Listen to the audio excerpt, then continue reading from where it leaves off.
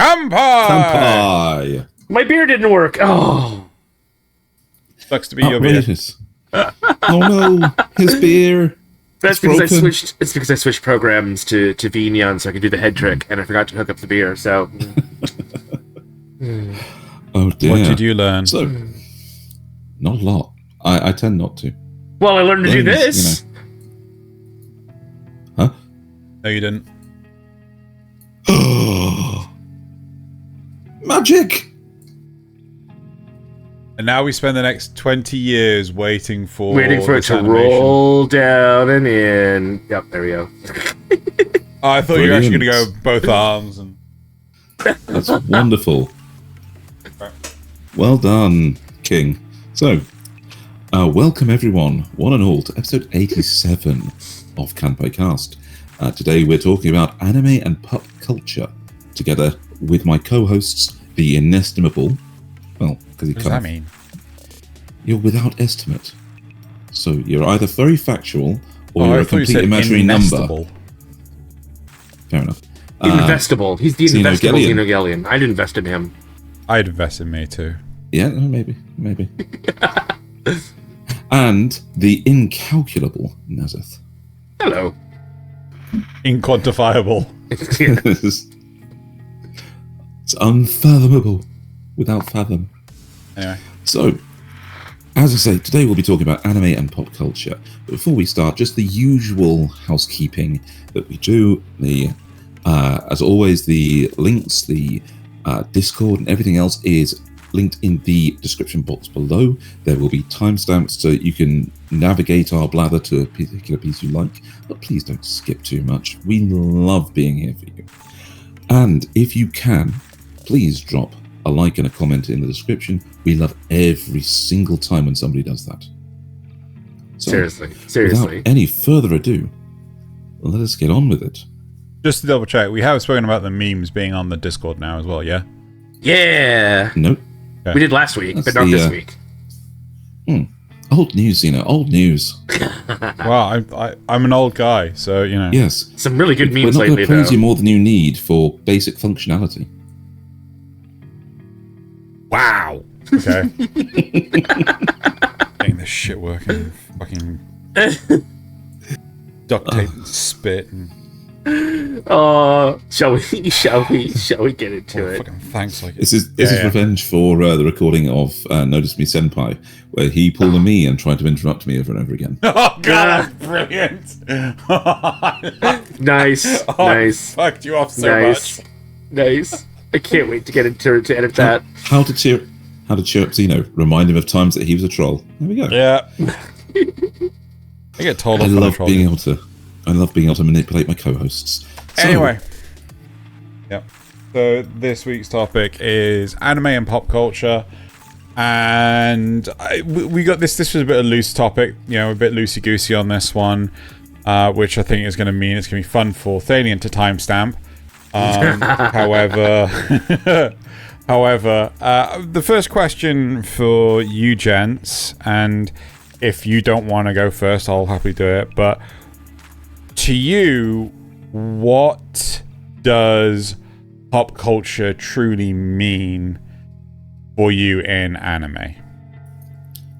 Ooh, I don't mind going first on this one. Pop culture for me in anime usually means what I should avoid. I only come to more mainstream items much later, when they've proven that they're something better than the usual lowest common denominator dross. Not just a flash in a pan.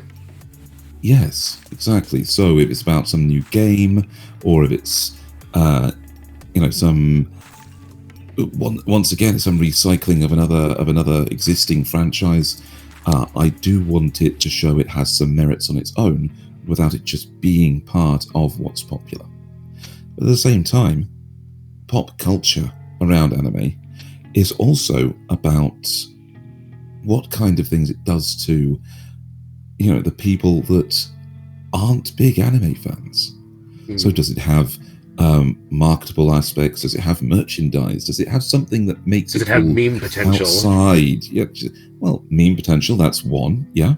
But outside of its usual fans, outside the people that would actually be like us and actually check up on, what's new this season and see if we like any of it. If it's, I'll put it this way, I've never downloaded TikTok. And the reason is that any video that's funny enough will break containment of the platform and become available in other places where I'll see it. So, that's it's not worth my time to get that. In the same sense, some shows are just able to break containment of just the anime sphere and influence more and be where other people can see them. And that can truly generate some actual cultural differences. So my initial question to you is, do you see something being in pop culture alongside being in mainstream?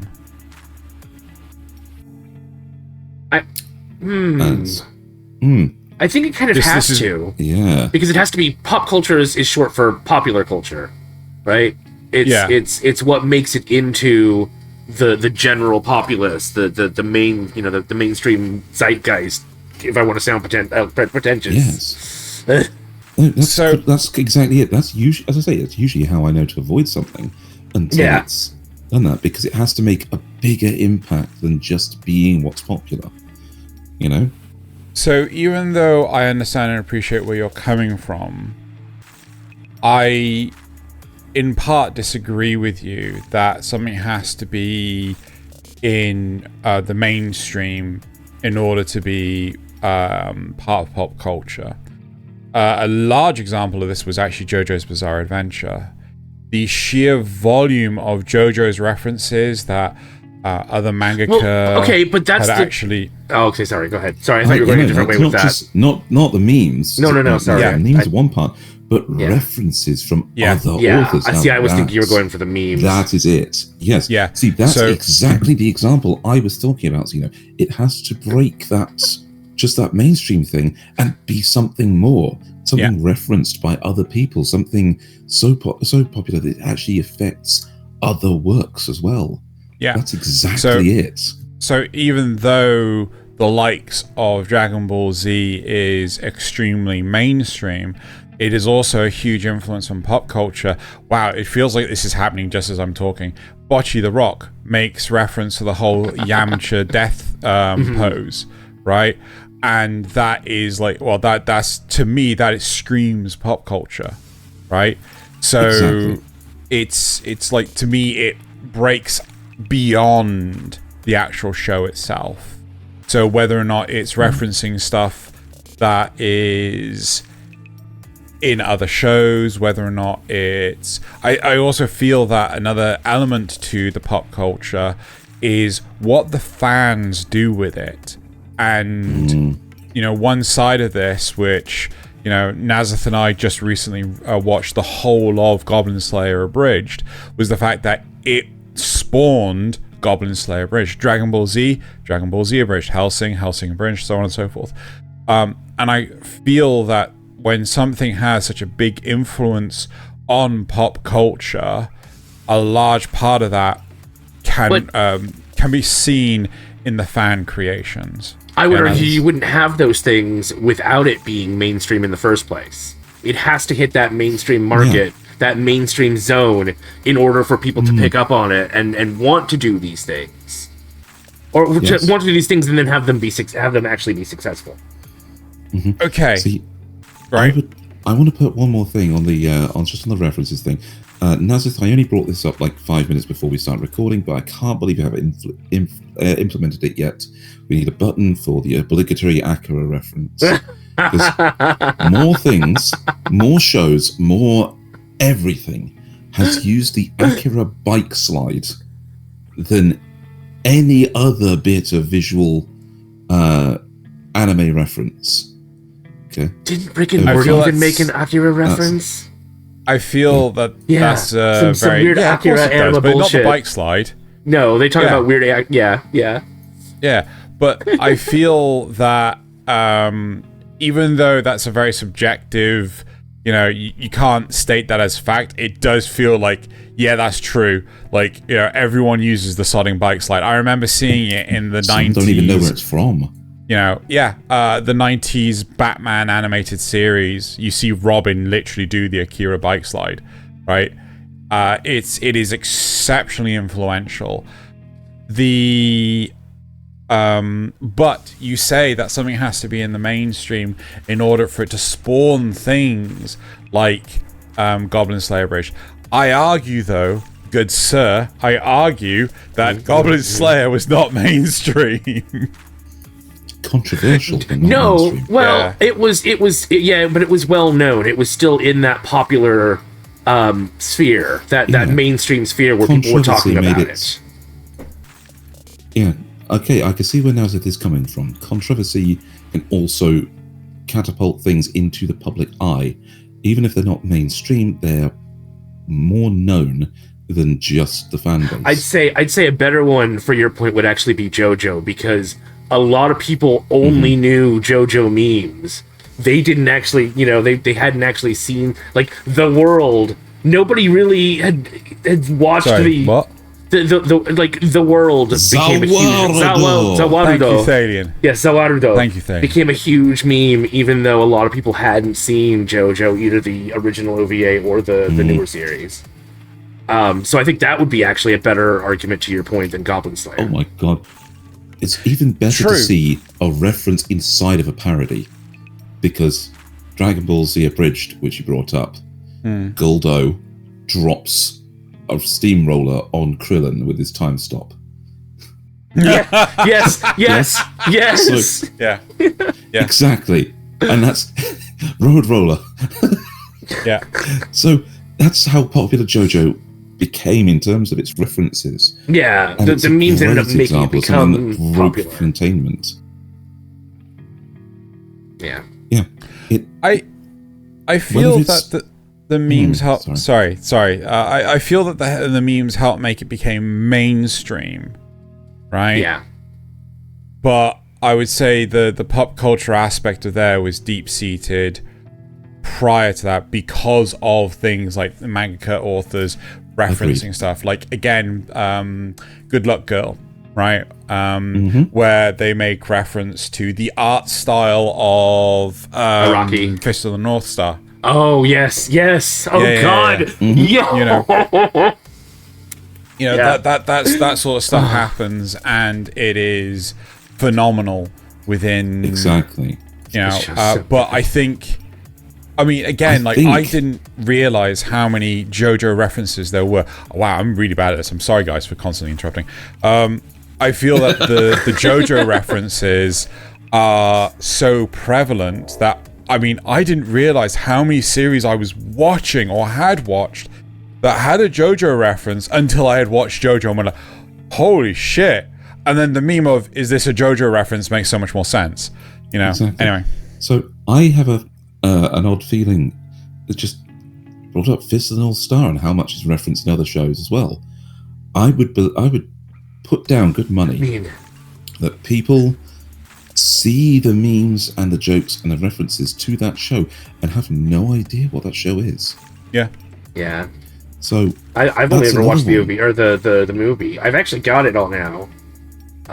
So I should watch it sometime.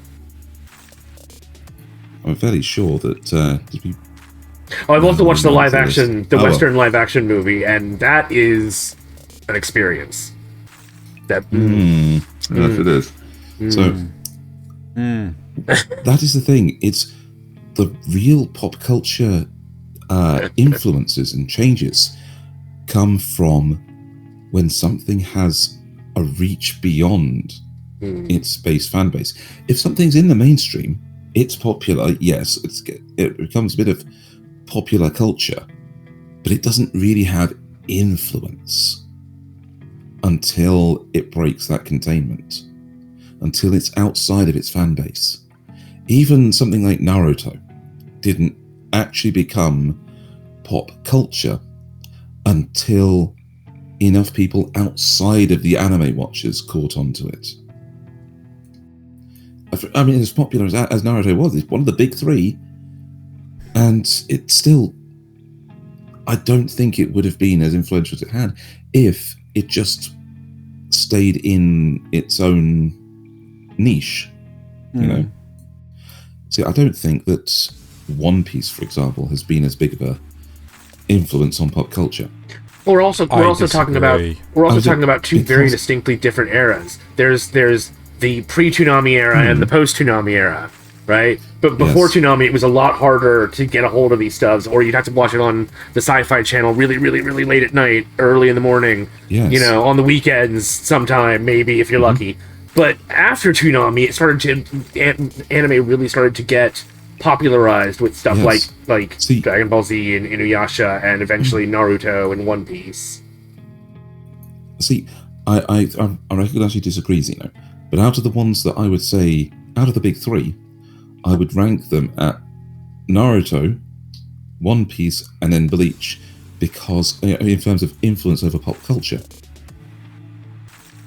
Because Naruto, while One Piece is still going and still has all of the same influences it does, it's more of a meme for how long it is than any specific part of it, influencing the culture. I don't know about that, because I've seen a non-zero number of memes as of recent, and granted, memes are not the only thing that define whether or not something is pop culture, but I've seen a non-zero number of memes of like Zoro getting lost. You know, we've had memes on the show of Lost Piece with Zoro as the navigator. You're quite right. So didn't One Piece Red do incredibly well over here? Yes, it did. But One Piece Red the movie, at any, whether just online reference or in person, if the times you've gone to a convention, how many times do you see a Zoro versus how many times has somebody referenced Naruto running? I'll give you that. I thought it was more along the lines of Bleach, because Bleach is a series that I very rarely see. No, you wouldn't. Exactly. So Bleach is fun because of the characters that can be cosplayed. It's a lot easier. As long as you get the sword right and the hair, they have the right kind of outfits that you can kind of just roll with it. But in terms of little things like the absolute supermarket ninja level of shurikens and kunai and toys that look like them, of easily carryable props like scrolls, the headbands, the fact that there was so many of them, and the iconic ninja running that Naruto popularized as an influence on pop culture, which One Piece just literally doesn't have those. As much as we want to say that One Piece is the debatably a longer running and better running show, it doesn't have the same influence. Yeah, I don't know. I'd love to get like scientific studies going on this, because like in all honesty, obviously One Piece is still going. Studies. Right, One Piece is still going. One Piece has such a monolithic influence, right? But you're right. Naruto's gone and dusted, right? But unless you count Boruto. Still has. It's gone and dusted, but it still has such a massive influence. Maybe because Boruto's actually keeping it going, but I think also how easy it is to do those things. Like, you can learn the hand gestures for doing the ninjutsu arts and things like this. You can buy a headband and be part of the Hidden Leaf Village or whatever. But but with One Piece, you can't physically disjoint your arm. You can't eat a devil fruit. Yeah, no, you could make. You could theory make one like out of a cake or something. But here's something that Nasuth will definitely remember. I'm not so sure about you, Xeno. The impromptu semi-convention of let's raid Area 51 Oh, yes. by Naruto running. Yes. They can't shoot us all if we Naruto run. Yeah. And they literally had reporters out there and some guy actually running back and forth across the screen in the background, Naruto style. Yeah. And that became a whole thing. Yeah. My country's amazing. When you think of the insanity that basic premise has, that is something Naruto as a show affected, created even. Well, the insanity was purely the Baka Gaijin deciding to be insane. But the idea behind it, they can't shoot us if we Naruto run. That sheer ridiculousness. Yes. There's a fantastic internet historian video about the whole Area 51 thing, and if you haven't seen it, I would recommend giving it a watch. Okay, fine.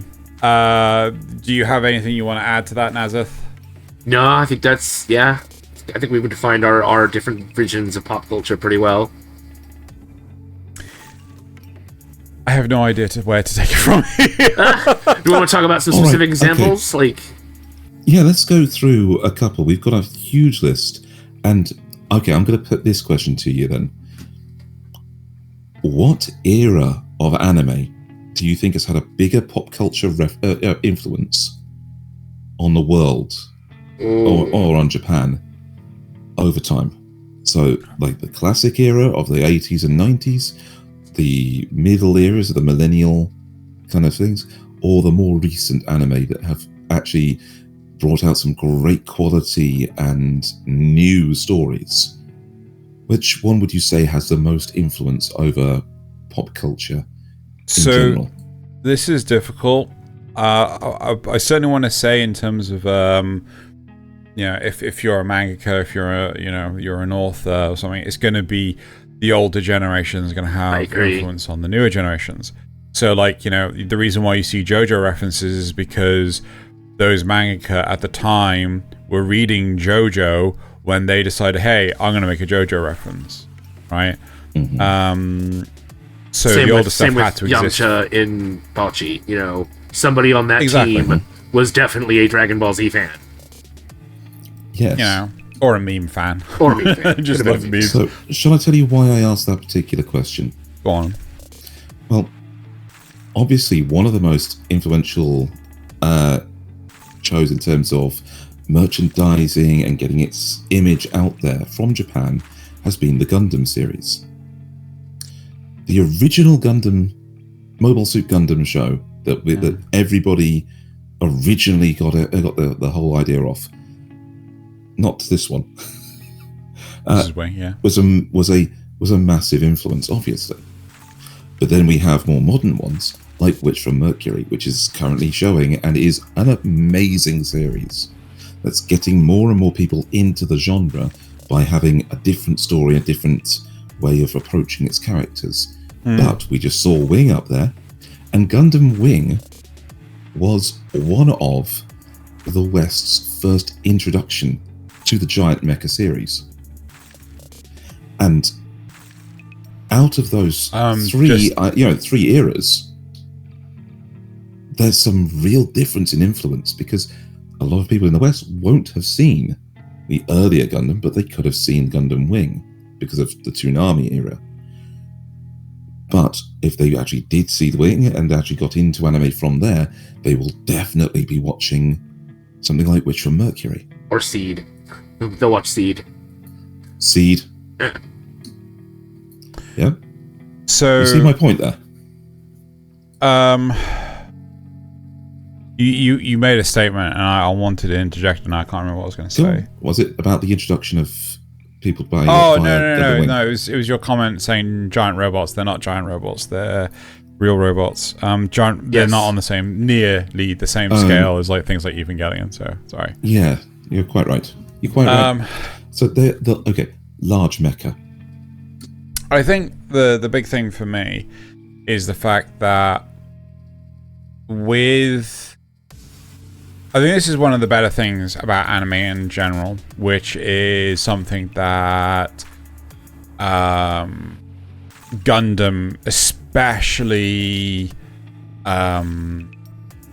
triumphs over most is the fact that the story is so intricate and nuanced, but they don't pull punches necessarily. You know, we made comment about Goblin Slayer. The first episode of Goblin Slayer is so gruesome, right?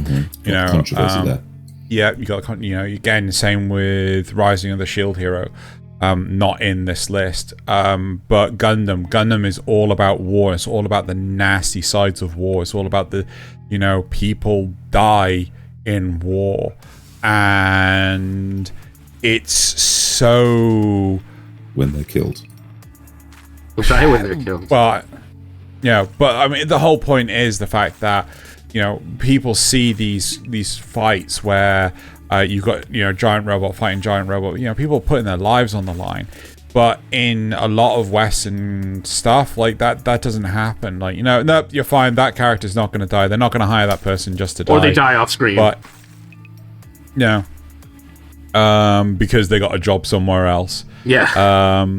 But I mean, it's so important that with things like anime, they don't skirt around nasty things. One of the biggest memes, right, which I think is a huge influence on pop culture. Like, I've not seen it permeate the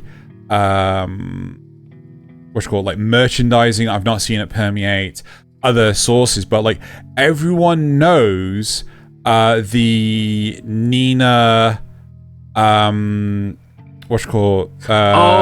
Tucker meme. Yes, everyone from Full fucking Metal, knows that. Yeah, everyone knows this, and it is so gruesome and horrid. They may not necessarily know where it's from and things, but the sheer implications involved, right? It shows the nastier side of humanity. Things that, like, only realistically in the West shows like Game of Thrones are prepared to do. You know, a lot more of the the West side of things, like the lone gunman that can do no wrong, right? You know, they're so.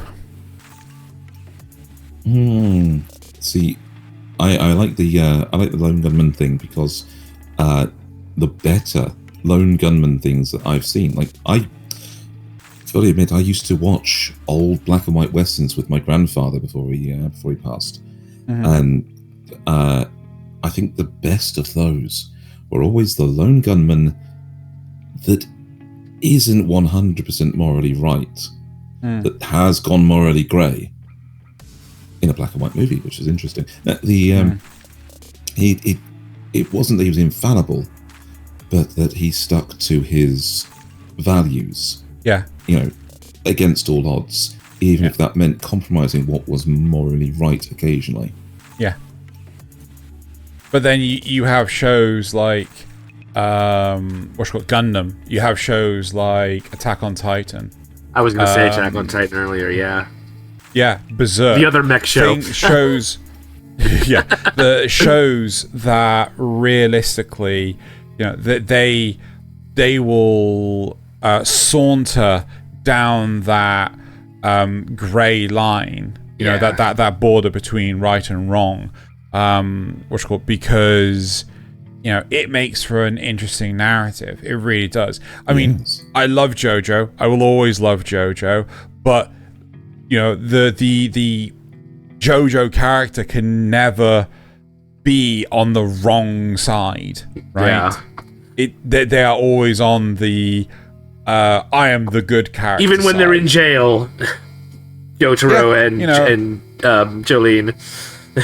You know, same with Saitama, One Punch Man, Demon Slayer with Tanjiro. You know, you have so many characters that are so much on the good side, but then the characters that are on... interesting contrast there, though.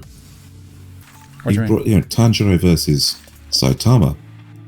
You know, you've got a person on the one side that isn't as powerful as everything else and is doing the classic, I'm going to keep working at this until I am powerful.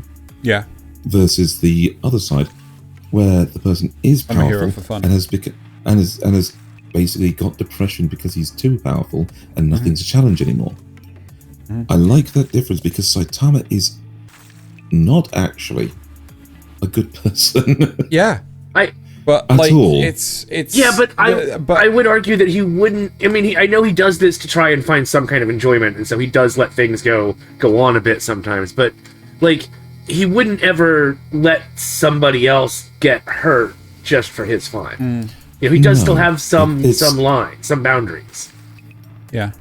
No, but you do. But he also doesn't do it just for a sense of justice. He would, yes, and he would rather punch his fist through a person than miss a sale at the supermarket. Yeah, yeah. But I think again, like, the whole point of this like morally grey thing is that a lot of the characters in the West, like, even if they are the villain, they wouldn't go too far. Yeah, and, that's true. You know, again, Shao Tucker in Full Metal Alchemist, like, that is a really fucked up thing to do, right? Isn't it just? Yeah, and I would also use an example there: the entirety of Made in Abyss. yeah. Oh God.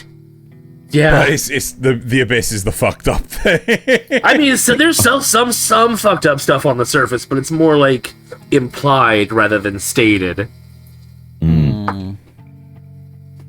Right. So. Yeah. So. Yes, we can have instances where there are super effed up things that are pop culture references that have permeated everything, but people are still not prepared to make reference to those nasty things. I don't know. Bad Boy Aaron Yes. kind of gets referenced in a few places, I suppose.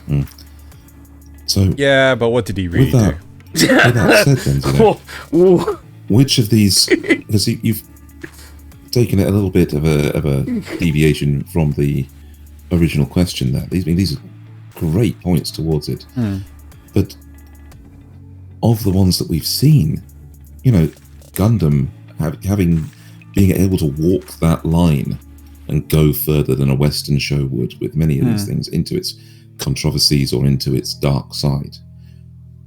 Which era would you say actually has influenced the world more because of it?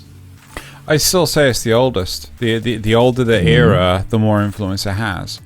I mean, Right. Astro Boy Because- still has a lot of influence on today's media, whether people realize it or not. You know.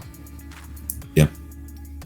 I mean, the big thing is that in older generations, like, it wasn't as easy to do anime production, right?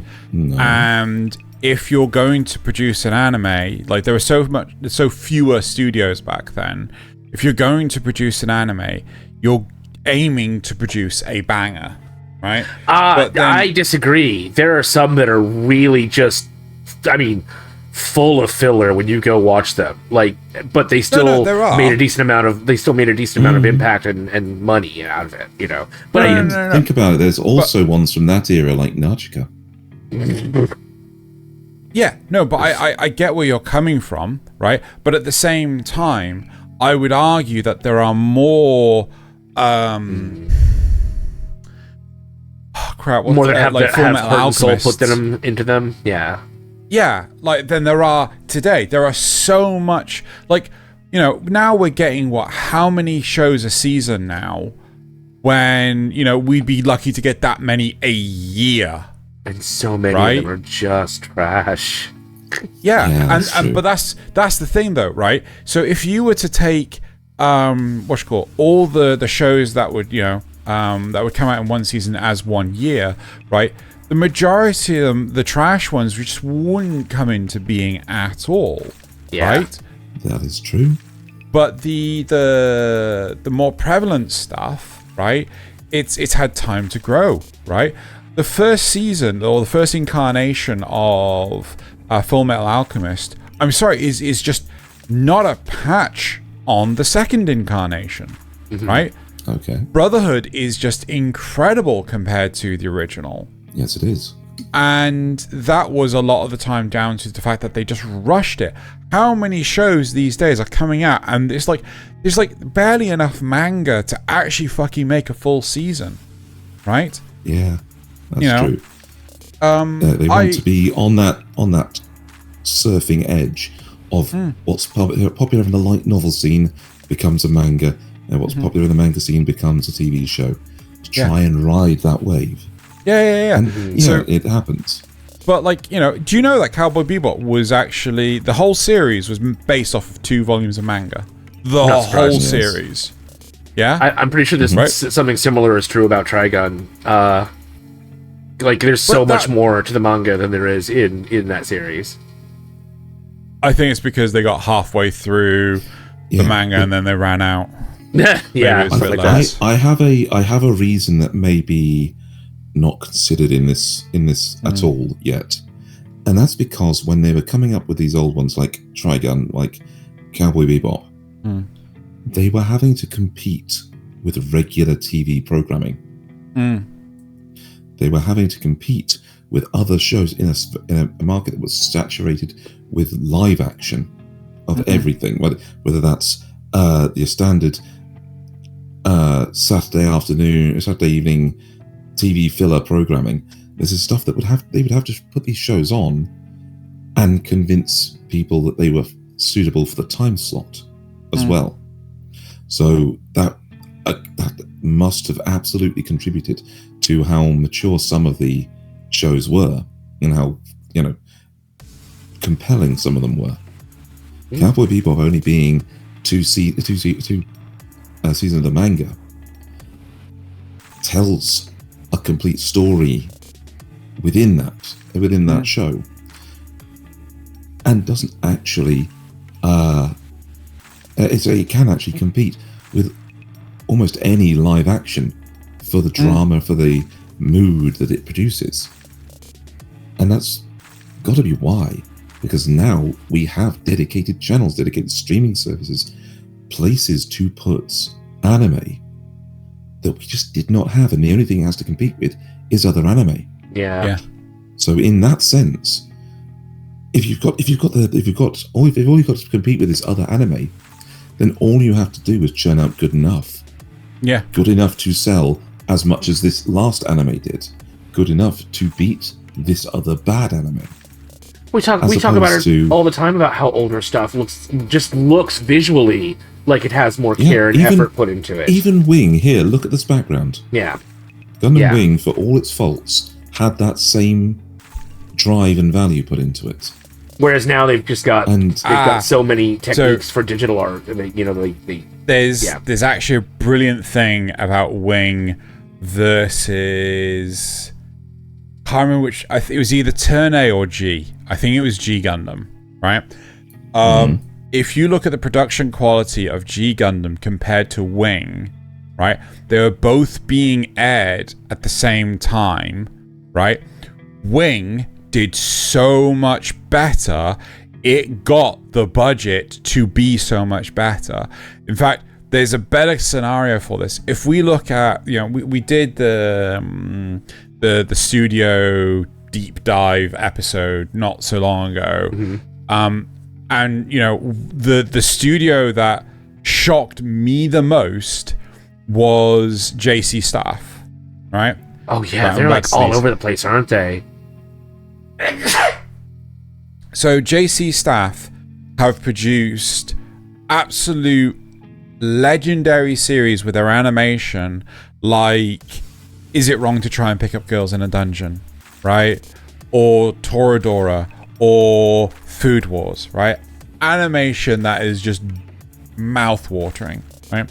But then they've also produced stuff like The Realist Hero who rebuilds the kingdom, and High Score Girl, and Eden Zero, and it's just like, what are these two ends of the stick here? They're so far apart, right? Well, I'll point out Eden Zero, for example. It's always just to match the original artist's style. say because it's fairy tale, it's the same. Right, but there's a difference between matching the style and poor animation, right? It's like, Okay, fair enough. yeah. So, and again, also, Chainsaw Man, right? You could argue that Chainsaw Man matches its style in the manga. It really fucking doesn't, right? In the manga, it's so much rougher, right? It is so much like... It's aggressive. It is so aggressive in the manga, but in the anime, it has to be clean because it is animated. It is an animation, and it doesn't translate well, right? The more I think about it, the more I respect the Chainsaw manga, the more I would like it if it got a second season, right? I would like the first season more if it got a second season, but I honestly don't think the first season did the manga justice, right? That's my opinion of things. But we're talking about pop culture here. So Yes. I feel that, there are opportunities where studios will turn around and just go like, we're going to lowball this. We're not going to try. Yeah. I get you. They've got different amounts of budget. And as I say, that must be because all they've got to do is compete with other anime. Mm-hmm. So there's got to be that consideration when we're talking about the older versus the newer shows. Mm-hmm. I think there's at least one classic every season, right? There is one classic that you should watch every season, right? Yeah, I mean, I'm with you on that. I could guess what Nasuth would say this one would be. This one would be Heavenly Delusion, right? Yep. Yeah. Yep. Although it's a real tough choice between that and Gundam. It's real because Gundam's been so good. Yeah. But you couldn't Alright, couldn't really watch the Gundam this season without having seen last season's It is part. it is a second season. Well, it's Yeah, part two. Part two, yeah. It is a part 2. But Heavenly Delusion, it might just be a so- completely self-contained story. So as an experience for this season, yeah, probably that one. Anyway. Though I will say the popularity of either giant robots or just real robots, mecha in general, right? That's the popularity never of gonna mecha. go away. No. It has been going away. It's been on a decline for God knows how long. There have been seasons where there are no mecha shows whatsoever. When we started the point. podcast, Loz would go out of his way to actually make sure that he picked whichever show had mecha in it, right? And you're right, there were seasons where there weren't. That you couldn't find something. It's been on a decline. But I say the hope is that with Witch from Mercury, we'll see a sudden resurgence, right? Yeah. Yeah. And which is great because I think Darling in the Franxx could have solved it, right? But the ending for Darling in the Franxx did not sit well with a lot of people, and I can appreciate that. The Evangelion way, didn't it? They tried with Kyokai Senki too, but that kind of wandered off into the weeds a little too much here and there. Okay. Yeah. So that's what it kind of brings me on to, with the declining popularity, brings me on to my next question. All I right. want to ask you guys. Okay. What do you think of shows that try to force popularity and pop Can you give culture me an on? example? Like, Well, okay. Pokemon hit every single medium it could possibly hit all at once. It went merchandise, it went card game, it went TV, it went music, it went internet. It Video did game. all of it. It hit everything. Video games. It hit everything all at once. And yes, Pokemon has become a massive pop culture icon in terms of things. There are people living in rural Alabama that haven't seen anyone but their relatives in 70 years that know what Pikachu is. I argue the origin of Pokemon here. I think the popularity, so the merchandising, the spread of the merchandising, exists only because of the popularity of the video game. I am pretty sure the series came out after the release of, or the production of the series started after the release of the Game Boy I think you're right. game. Yeah. Pretty sure the game came first. I think Thaylien's going to take away. So Thaylien's going to go have a look at that and things. But I could be wrong. They could have started production while they were doing the series. The game. But I'm pretty sure the game came out first, at least in Japan. Because I remember when the series came out over here, there was a new episode daily. And you could only really do that if you had multiple seasons to do that with, right? Otherwise, you'd run out of content within the first month. So the fact is, yes, the anime did come out slightly after. There's a 2-year gap. The original Pokemon Red and Blue, followed by Yellow, came out in 1996. Yeah. But the anime came out in 1998. However, according to this, the actual spread of it means that the game and the TV series hit Western culture within a year of each other. Yeah. Well within a year of each other. Yes. I'm pretty sure over here, the series came out first, then the game came out. Or, the first generation of games came out. Oh, because it takes longer to get over to, or to get ported over to English in them days. Yeah. So, Yes, although the card game was published in the same year of 1996. Really? The card game came out at the same time as the GBA game? Yep. That kind of now, shocked that me. does surprise me. Pokemon TCG, collectible card game developed by Creatures Inc., based on the Pokemon franchise. It was first published in October 1996. Because trading card games were getting really big around that time. And it was, in the US, it was published by Wizards of the Coast in June 2003, though. But could that have been a rush order? Could it have been a case of the game was so successful? I think it was, the game was so successful they popularized the actual card game across the rest of the world. Right. After it. But, yeah, they did hit on all fronts very quickly. So certainly, right, Pokemon is massive. It is extremely mainstream, right? I think Pokemon is supposed to be the biggest brand in the world, right? If I'm correct. At least animated brand. Right.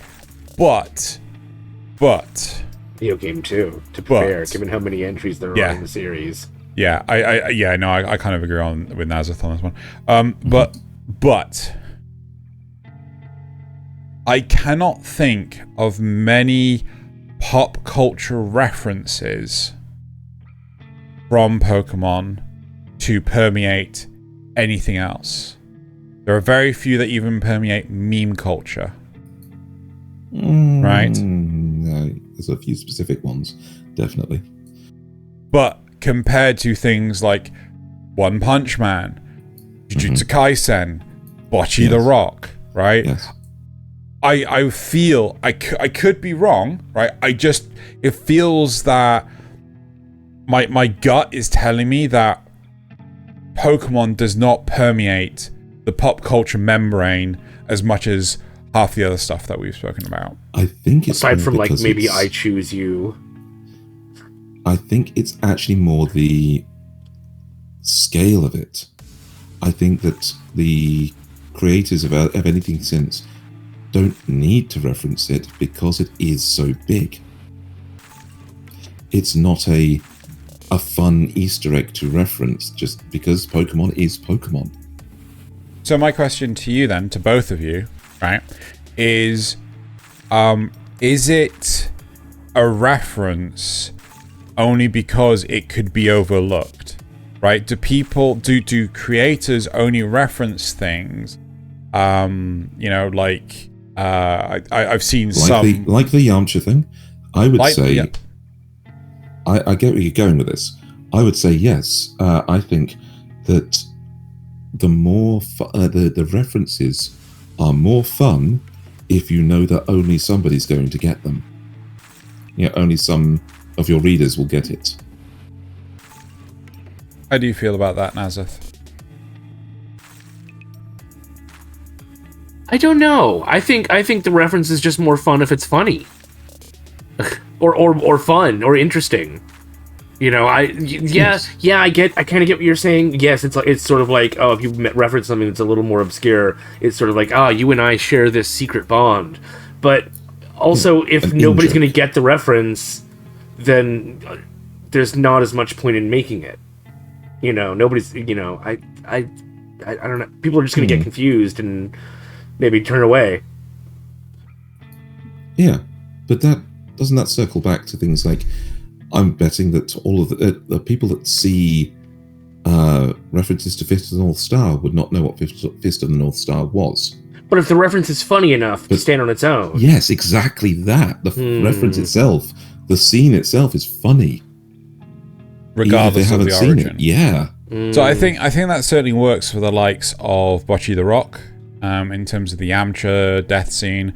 It works for Good Luck Girl in terms of the Fist of the North Star art style. You know, the occasional obligatory JoJo reference.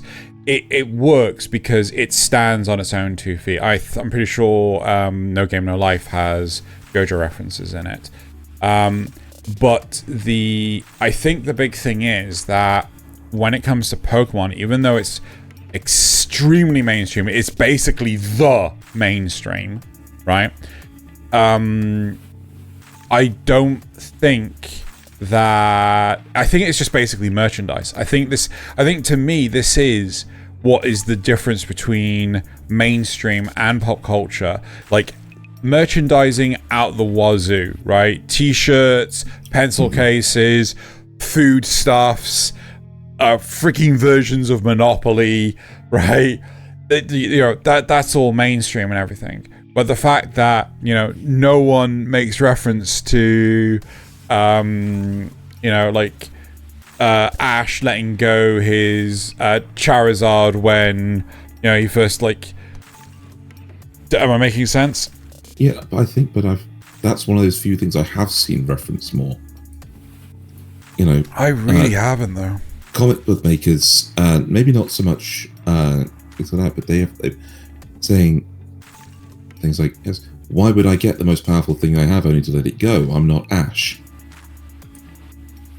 You know?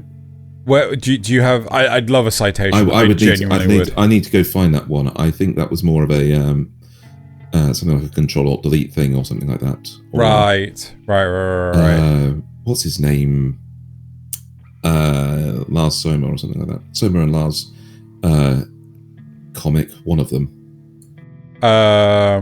There's a few. There's like Penny Arcade.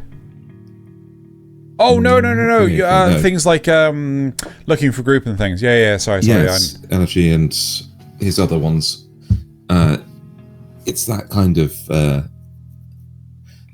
fourth wall breaking series. Yeah. Yes. Maybe it has more influence in the West than it does in Japan and things. Yeah. Maybe there's just like some subreddits that are just like, you know, we love our Pokemon memes. Actually, is there a Pokemon meme subreddit? There is. Yeah. Yes. Okay. So, but that's the thing. You're not counting the in real life saturation as pop culture, and I feel that's wrong in some way, because even though there's not a lot of references to it, the fact that it is everywhere makes it de facto part of pop culture. Wouldn't you say? I would. You know, it may not be necessarily something that has staying power, but it is part of pop culture. In the case of Pokemon, it proves that it has had staying power in use, you know, in its physical merchandise and its digital merchandise. Let's face it. You know, I mean, we recently had the Detective Pikachu movie. Yeah. Yep. That actually didn't do too badly because it was quite a good movie, you know, for what we expected of it. I get where you're coming from, but I think I would argue, right, okay. Hear me out. You have music, right? And then you have mass-produced shit. Right? You have what's it called? Like, you know, there are plenty of bands out there like Rammstein, Tool. See, Xeno just likes rock and he hates pop music. I understand that. I understand that. I do get that. But you know, there are pop musics that do have merit and aren't just.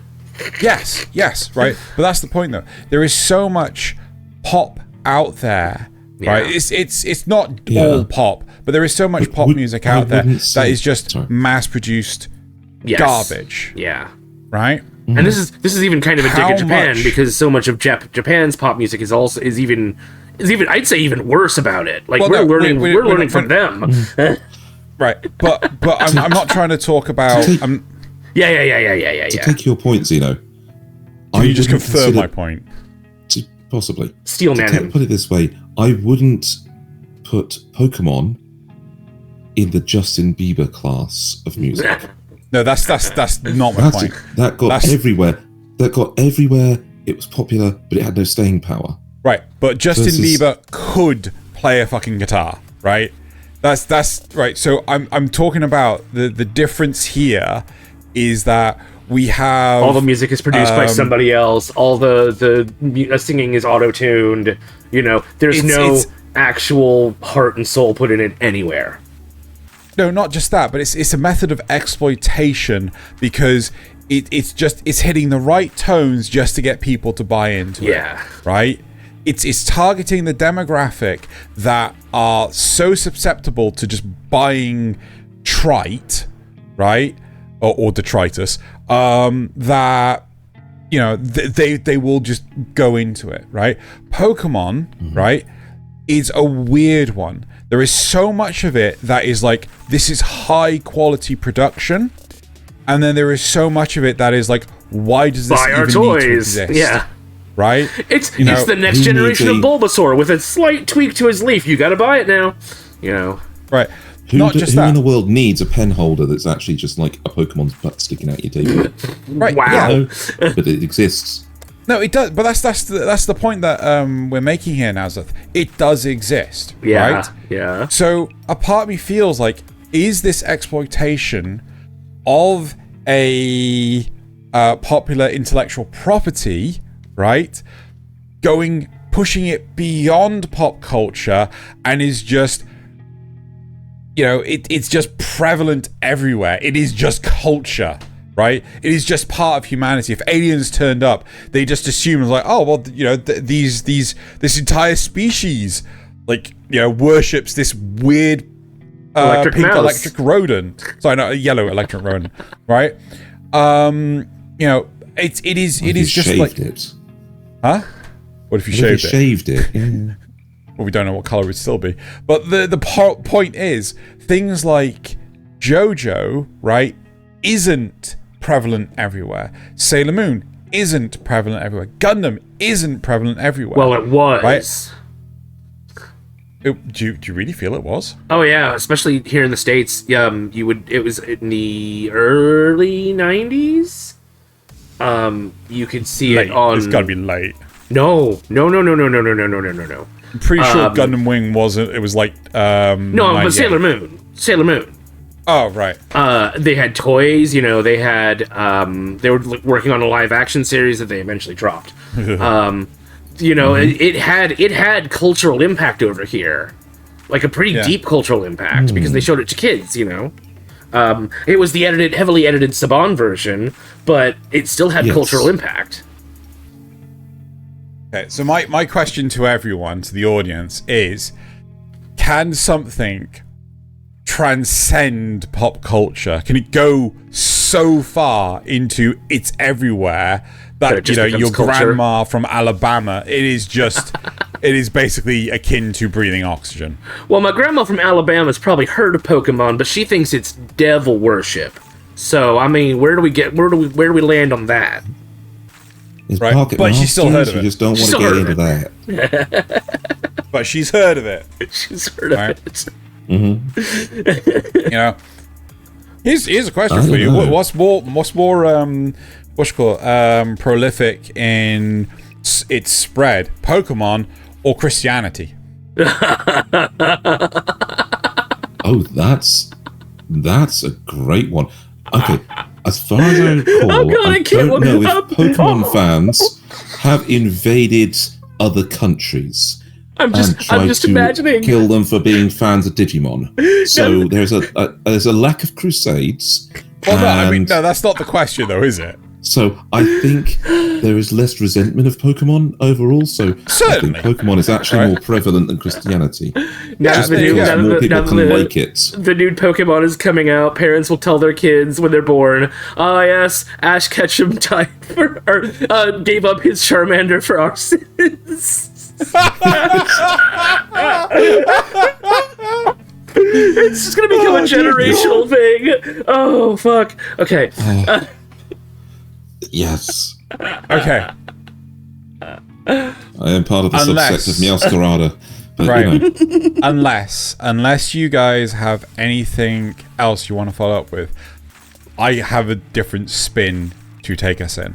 I do actually have a question, unless you want to. I mean, or no, not a question, but another. Let me just quickly write my point down. Yes. Right. Otherwise, I will forget it. Right.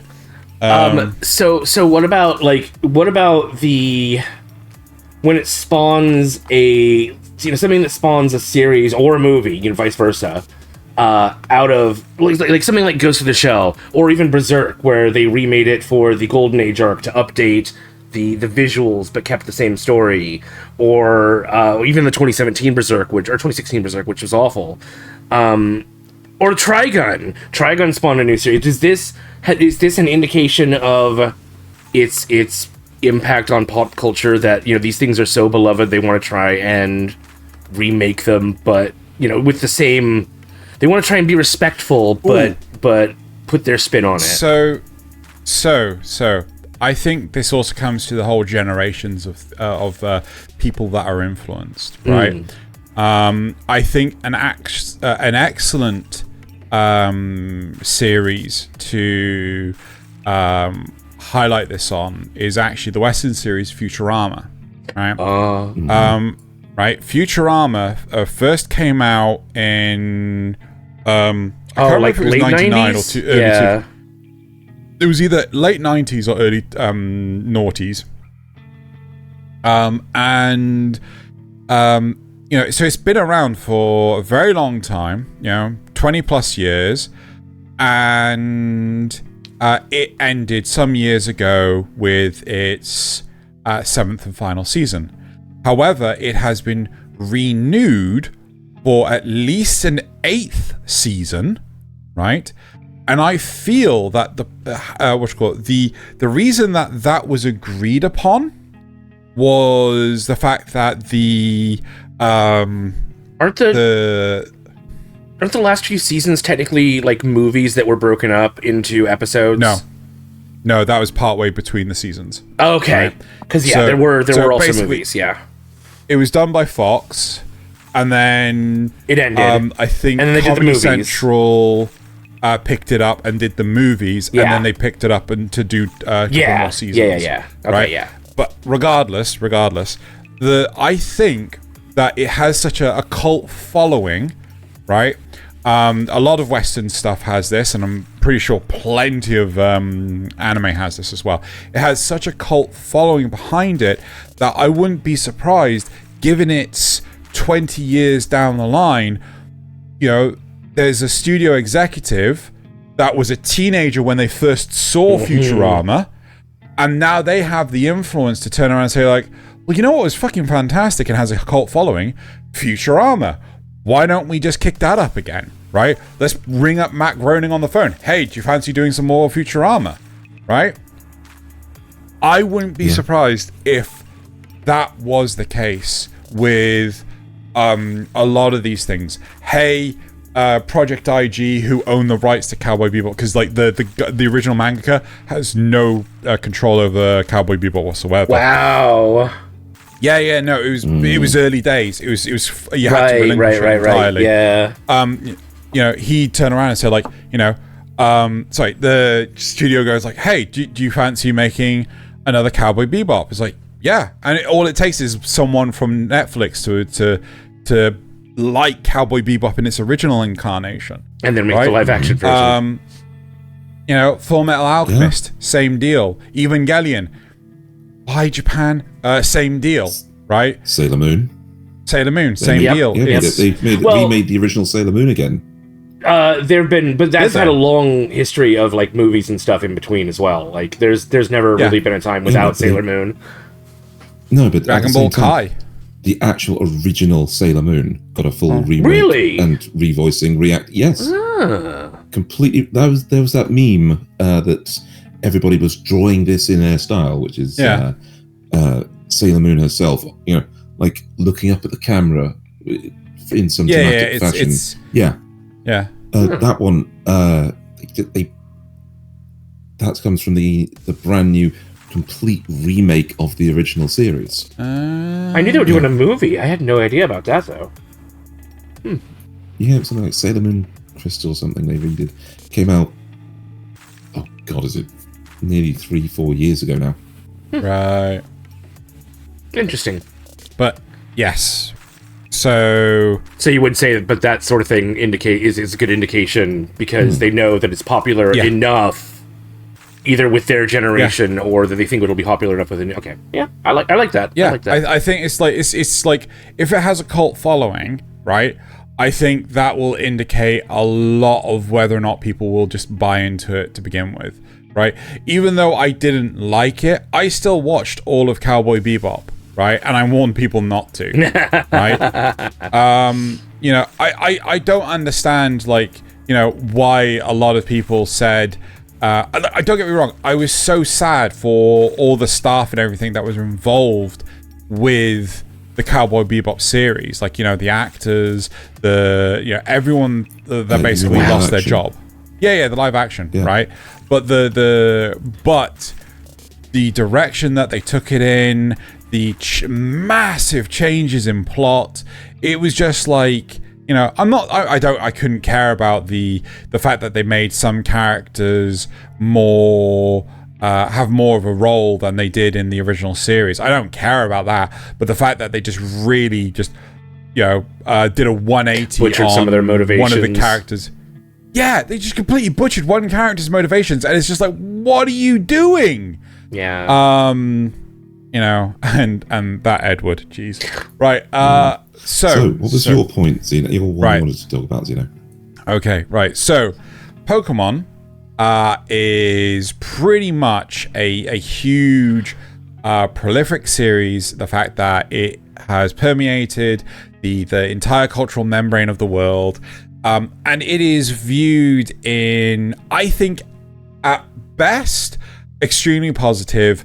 At worst, meh. Exploitative, right? Oh. It's like Annoying. no, just meh, right? It's like I don't think at any point in time, no opinion kind of thing. Yeah, I don't think anyone has a huge hatred for Pokemon. Well, right? I mean, there was that South Park episode about how it was trying to brainwash kids into spending money, but that was like the first season. Anyway, right, but there is a series that this actually spawned in my brain soup, right? Yeah. I feel that this one series, there are more people that hate it than love it, and this could be a generational thing. Right, this could easily be like, well, older generations really can't stand it, but as I said earlier, younger generations don't know what good things are, and they'll just buy into any detritus. Is it Yu-Gi-Oh? Right? No. Oh. No. It's Sword Art Online. The daddy of all isekais. You wash your mouth out with soap, boy. We don't bring up that show in this Christian channel. Yeah, I was thinking about Sword Art Online earlier when you were talking about like the prevalence of trash in modern eras, because we've got so many just trash isekais out there that can trace the popularity of the genre directly back to Sword Art. Well, I feel that Sword Art Online 100% made the genre have its own rubber stamp. Yeah. Right? Yeah.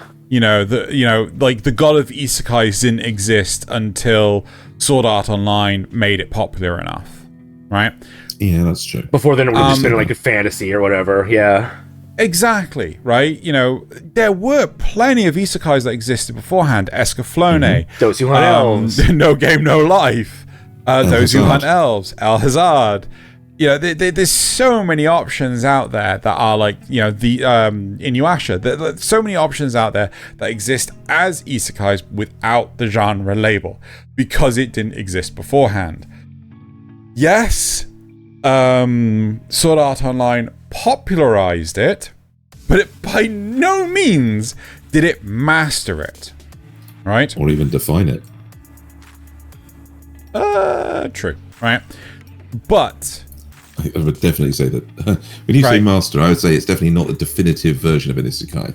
oh, Let God, alone, no. Yeah. let alone it hit- of a Sorry, go ahead. one of these lost in a computer world ones. Yeah. So if it's that, then it's lane.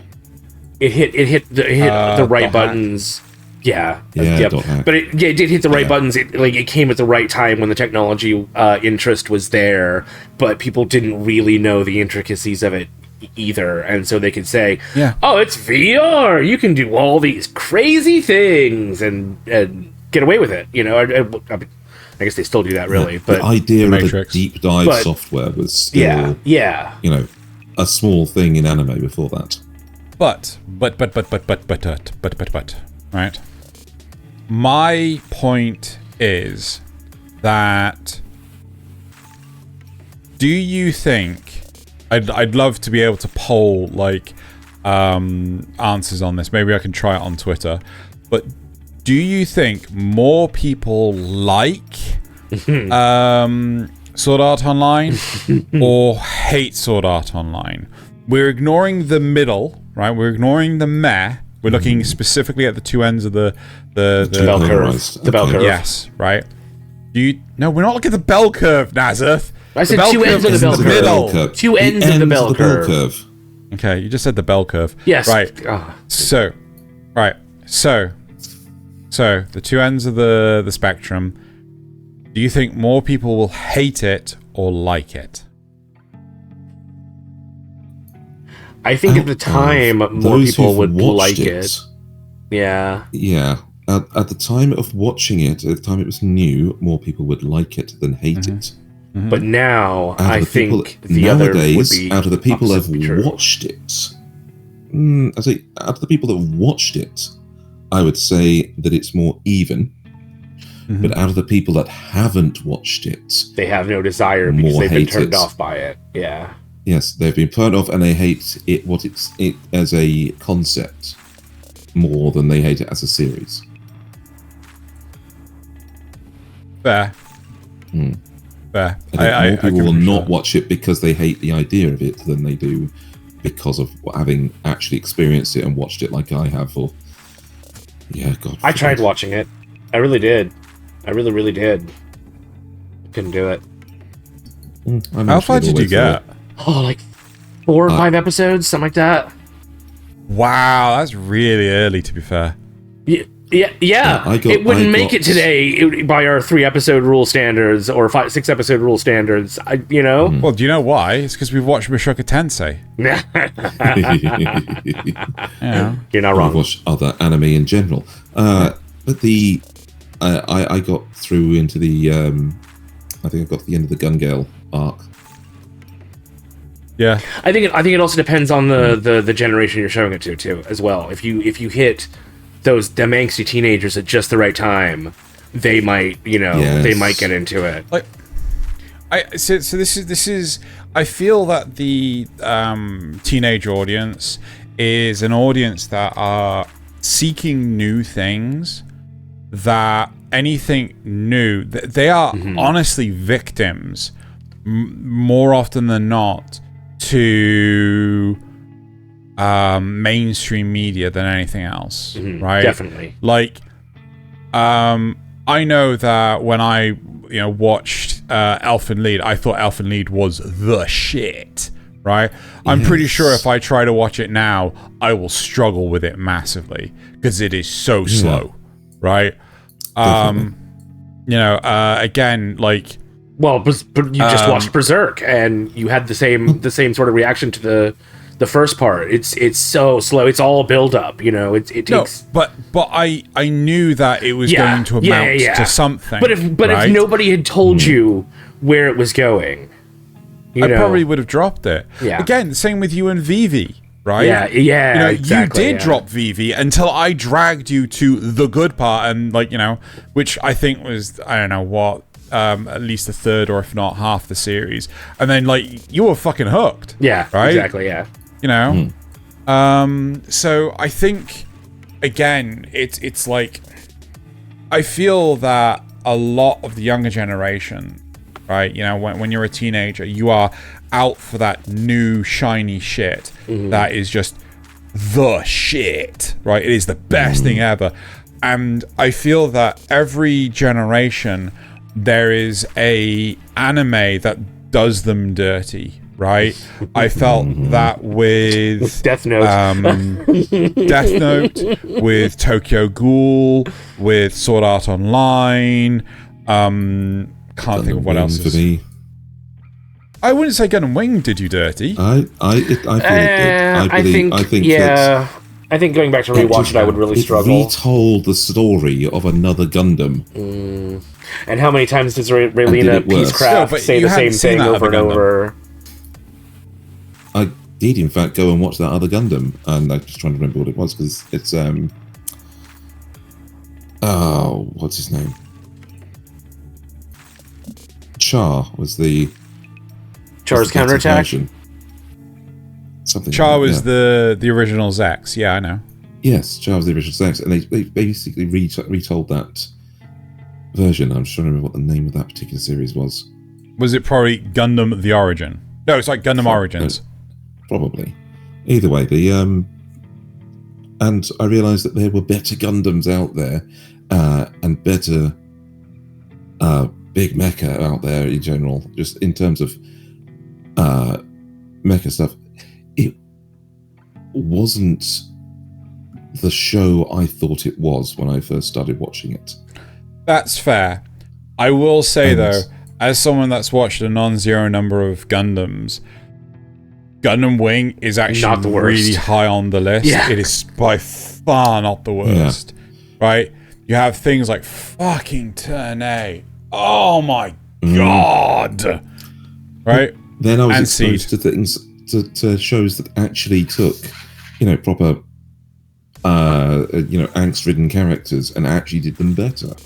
People that were putting child soldiers out into the world, or unprepared pilots. Not just child soldiers, child guerrilla soldiers. Yes. Wait, what's the difference? Rest in power. Guerrilla warfare is a very different type of warfare. Okay, fine. So, but there's it's shows that took more time on their characters and gave better background characters. And at the time, I was new to anime and watching it as a thing on the on the week as it came out in terms of England. Yeah. And I remember watching it in Toonami. I was so looking forward to it because I thought it was this amazing thing, and I have since been educated over time to shows I like a lot more. It is, like I said, it is still really good. It just suffers from a few minor drawbacks. See, like Raylena.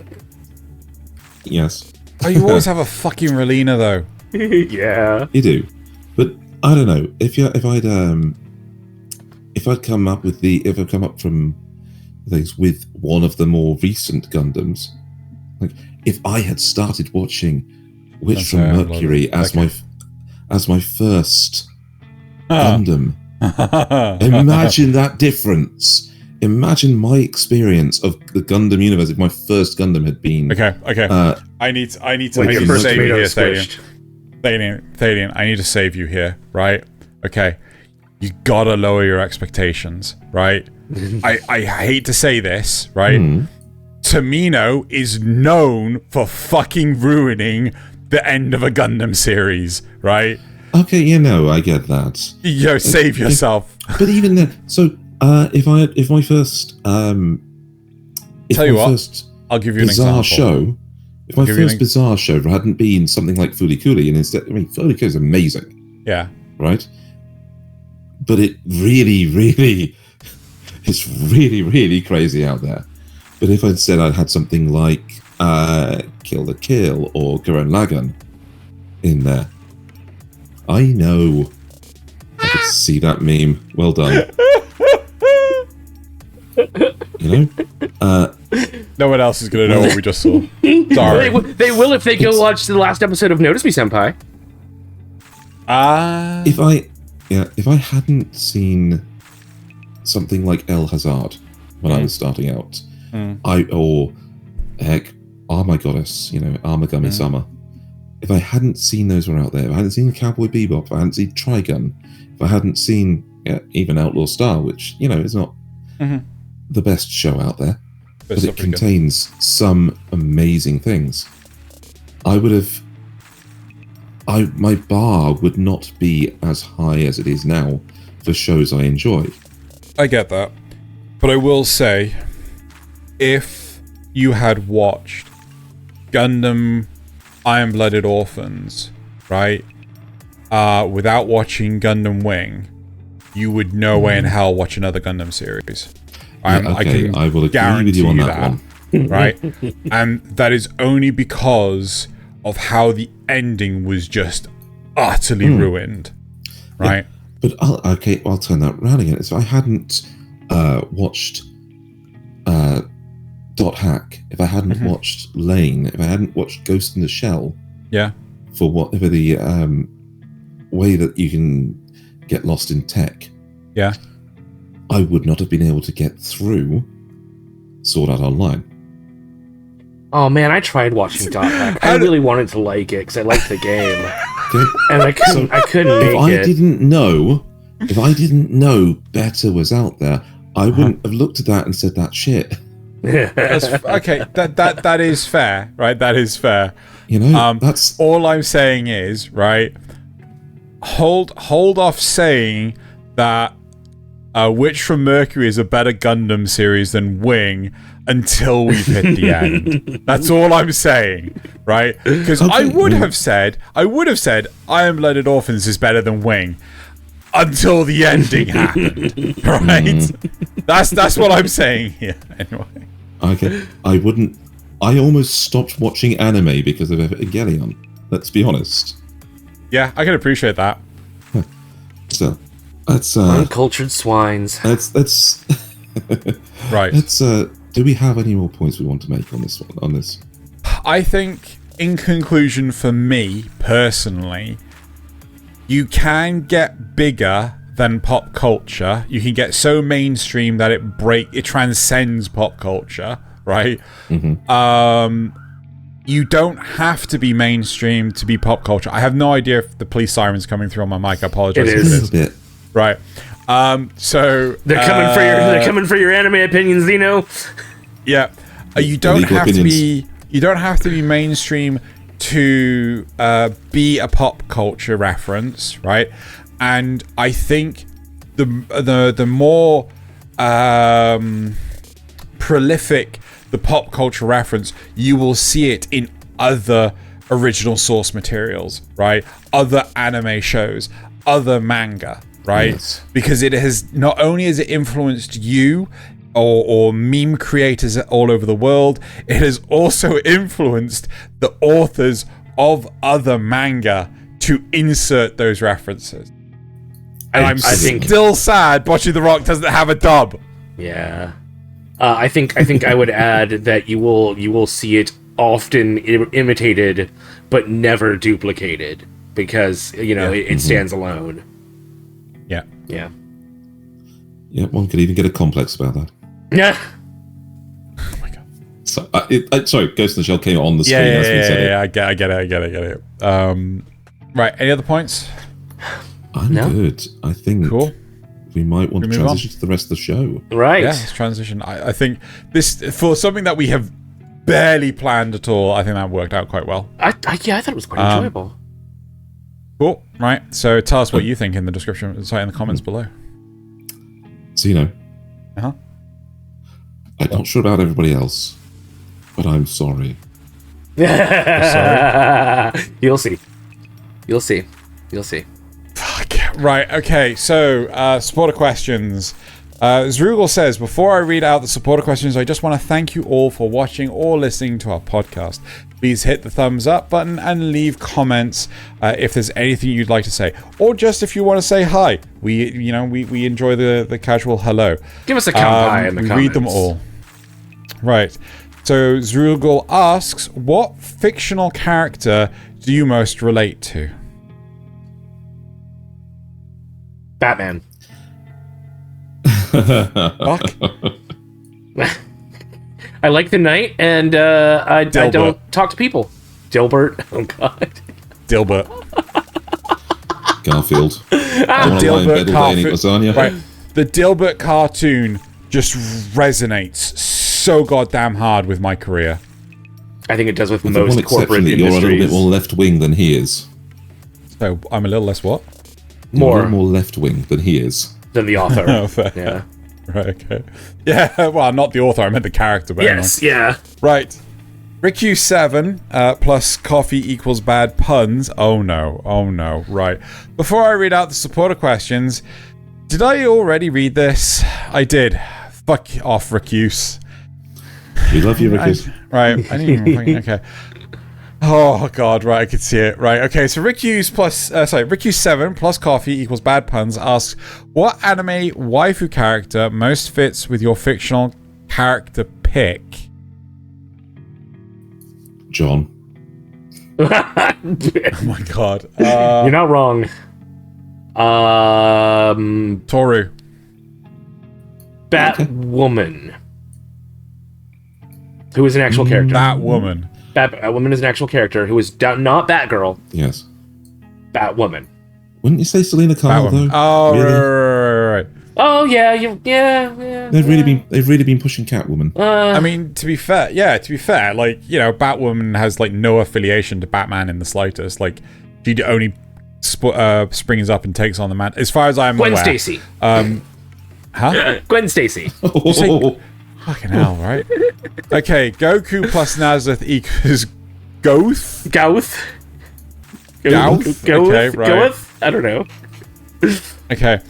Before I read out, before I support the readout questions, I just want to button you all for hitting our podcast. Please thank that listening, comment, and leave a thumbs up if there's anything you'd like to read. We say all of them. I don't know if I read any of that. You got it wrong, right. You got it perfectly right, actually. Okay.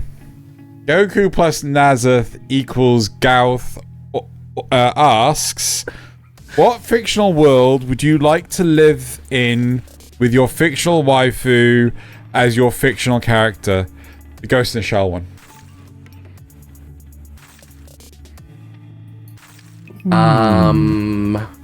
The Big O setting. Mushoku Tensei. Big O universe. Oh, good. That's a good one, yes. Mushoku Tensei one. Yeah. It'll just be a cat living in a house. It's fair. Right. They fod Bimblebrox. Before questioning the support of my readout, I just want to hit our cast in the button. Listen, thumbs up. If there's anything you'd like to thank, we'll comment. That works so well. Right, okay. They fod Bimblebrox asks, would you ever write a fiction about living in a fictional world with your fictional waifu as your fictional character? Hypothetically, would you ever write a fiction? Hypothetically, yes. Oh, my. Okay.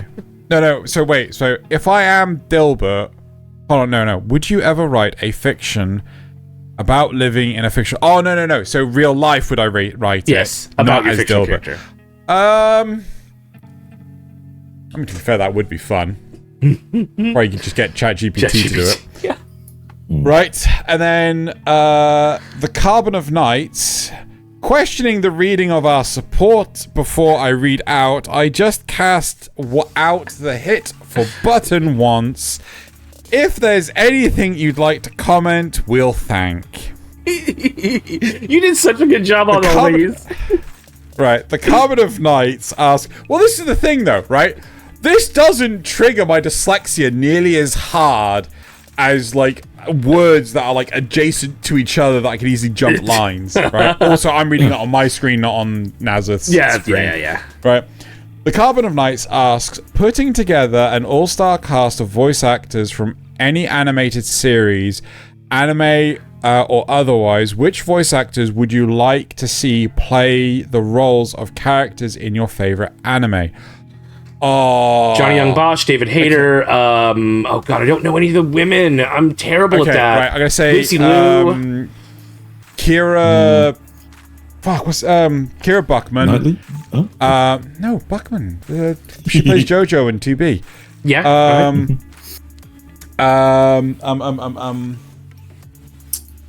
Terry Crews. Terry Crews, sure. Playing Oscar Langley Soryu. Right. Matt Mercer. What do you mean, Baka Shinji? Oh, who? Jessica Walters. Oh, is she still alive? I hope so. No, she isn't. She passed away. Fuck, that's right. Yeah, Yeah. no. But I still want her. I still want her. Like, oh god, yeah. Mark Harmon. Mm-hmm. Yeah. Simon Templeman, Michael Ice Bell. Tyler, H. John Benjamin, just all the Archer cast. Oh fuck. What's Nathan Fillion? Who's Nathan Zoe Fillion. from? Who's Zoe from Firefly? I can't remember her name. The actress's name. Oh. She moves on to Suits. I can't remember her name. Shall I I totally Google? have her. Yes, please. Man, Suits started out so fun and then just tanked. What? Suits started out really fun and then just kind of tanked. Ah. Anyway, that's a lot of people. Gina Torres. Right. Yeah. And also, oh shit, what's her name from Game of Thrones? Joffrey's mum. People want to say Siri. No. Fuck, what's her name? Her though. Yeah. She was also Mama in Dread Nasuth. Ah, okay. Yeah. Right. Yeah, all those people. Right. Right. Okay, so moving on to the comments from last week. First, the news. Right, so Zrugel says, Xeno, you did pretty well. Fuck. Right, just completely died now. Right, Xeno you did pretty well. Fuck, there needs to be a comma there. Right, Xeno, you did pretty well reading that crazy long Japanese title. Some of your pronunciations were a bit English, but I do the same thing. So don't worry. We don't compliment Thaylien enough for his directional attention. He looks up when his webcam is on the bottom, or right, left, question mark, when his camera's on the left. I noticed. Yeah, we. I mean, the thing is, I'm looking like in Thalien's direction right now. That's because my monitor with the webcams is in that direction. Yeah. Right? I specifically lined this up so it did this. Right. Whereas I have to look at my curtain. It's a little bit more interesting than Xeno, but at the same time, it's the right direction. Yeah. You need more monitors, man. Right, okay, so Edward Paddock says, nudes! I mean news. Right, to which Kanpai Cast replied, please note, while we are allowing spicier memes on the main cast, with disclaimer, it will take many, many more subscribers and donations for us to do a nude at the news. Jesus fucking Christ, Nasuth. Considering that Nasuth is a sentient scarf, therefore is clothing, this may require him not to be present. To which Nasuth replied, no, silly, I'll just take off my body. It's the clothing to me. To which Strombashell finally replied, right, if Nasuth is a scarf, then he's already naked. Don't tell the YouTube censors, though. Okay, let's move on to... And don't tell anybody that produces Rule 34 of Nasuth. Yeah. Oh my god. Right, so moving on to the cast, Don't which only had one comment. Yeah. The cast only had one comment. So Strombus Shell says, I come straight from the news episode, Kanpai, Mythologia. This should be fun. It was fun. I think that's... Yeah, Nasuth just wants to remind everyone that we really do read all the comments and welcome even the ones telling us that our tastes are bad or we've missed something, or debating whether or not Nasuth would be in the Kill la Kill student council or one of the nudists. Yeah. Well, he's definitely a nudist, so right. No, he's made of life fibers. Right, so onto the memes. Everybody's favorite part of the show. All the memes, or most of the memes, at least, come from the Reddit. However, if you want to see these memes for yourself, you can go to the description below where you'll see all the links? 15? 16? No, 18? 18. 18 memes. 18. Sorry, I can't remember how many fucking memes we have.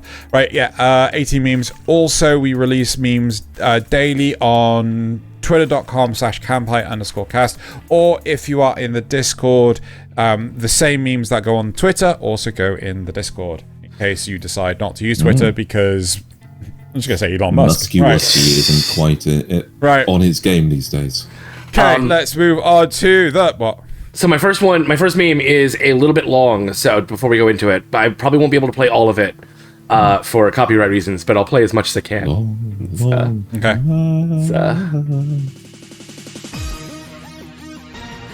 Just Also, remember epilepsy warning. Remember the old days of memes. Wholesome. I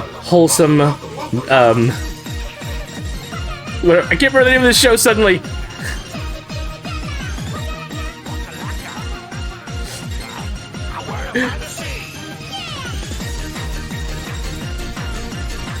Just so many memeable moments.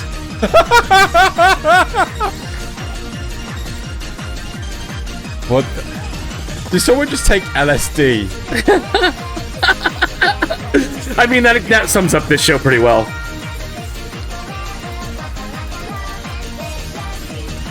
Okay, all right. That's enough of that. Okay. Just getting you pumped up for the rest of the memes. All right. I don't know what came over. And the memes normally. So strange. I felt like I was back in the 90s again. Azumanga Daioh, that's its was name. Definitely kicking in. That's its name. Animemes normally. Animemes in June. Yeah. Nice. Mm-hmm. Yeah. Best waifu. Pride Month. Oh my god.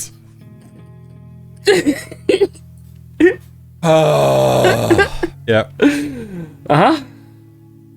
I prefer the real Explosion Girl. I said the real Explosion Girl. Perfection. Yep. Oh, yes. Oh, Nice. the original. The OG. You know, if two pregnant women are fighting, that technically is a mecha fight. Erica, what the fuck are you talking about? I like this format. This is a good format. It's a good format. I approve of this format. Also, it's Skills and Panzer. Yeah. Skills and Panzer is amazing, strange. yeah. That was a strange thing to ask. That was a strange thing to ask. All right. And my last one is also a video meme. How to end an anime series. Oh, I've seen this. Brilliant.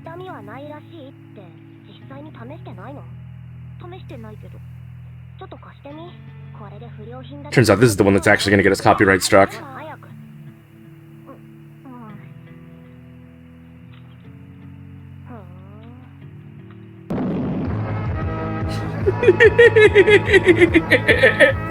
Oh, that old classic ending. Nice. All right. On to Thayliens.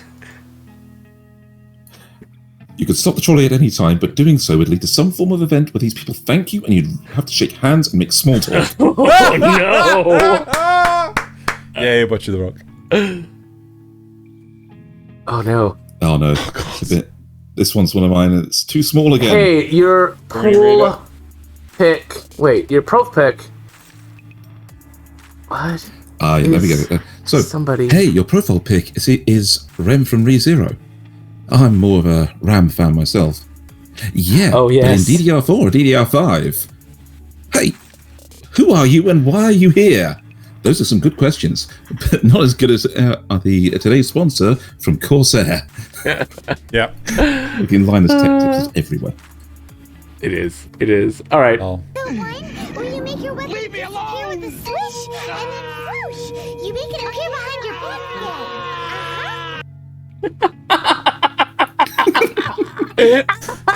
This format's been doing the rounds. Oh, Yep. I like this meme format too. All right. 一番大事なのはイメージ。想像して。理想のスイングをする自分。理想の軌道を描いて飛んでいく打球。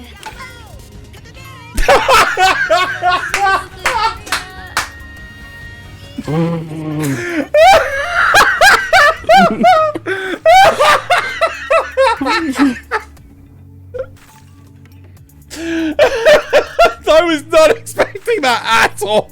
That fucking threw me for a loop. All right. Another winner. Yeah. Okay. Oh my god. Understandable. Yeah. Yeah. And last.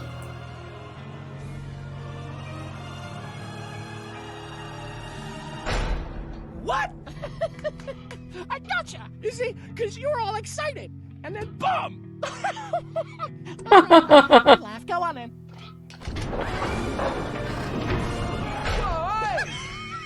Whoa, now that's funny! The second time! Because you really think I'm gonna let you in! But I'm not! This is playing video games with me. Like 100%. Right. It's trying to finish a point when I'm talking. Yep. Go on. All right. My first meme. School and my friends. WhatsApp or Zoom. Me. Discord. Yeah. Good old Charlotte meme. Right. My second meme. When you a cat, but it doesn't look in your direction. Impossible. I think that's because it might be a cat instead. It doesn't matter. Not gonna Nani? Anyway, my third meme. iPhone at 32%. Android battery at 10%. Oh, this isn't even my full Every power. time. Right. Next meme. Be alone! Oh no. Oh no. That is a good version. Yes. Right. My fifth meme. Oh, this one's a little spicy. Oh no. Just wait for I know it. Just this wait one. for it.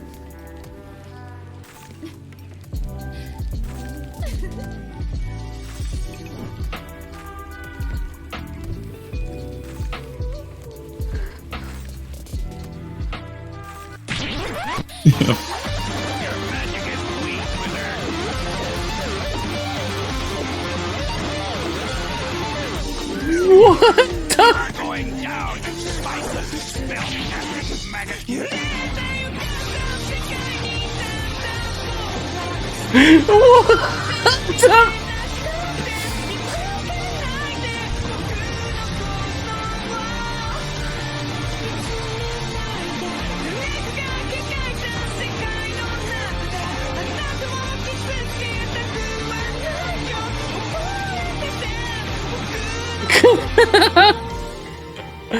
Anime waifus are I love that temporary. One. Fucking love it.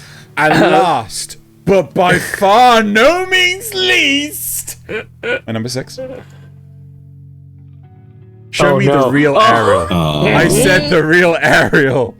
Perfection. Oh, that's great. That's great. That's great. That's There great. you go.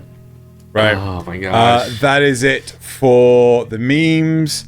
I so wanted to choose your second to last one, your fifth one. I wanted to, but I knew that was everywhere, so that I've only seen it in one other place. Like, you know, Carbon of Night actually linked it on our Discord, and I just happened to find it on Reddit, and I'm like, fuck yeah. I went looking, and it's been reposted to literally like every single other like subreddit ever.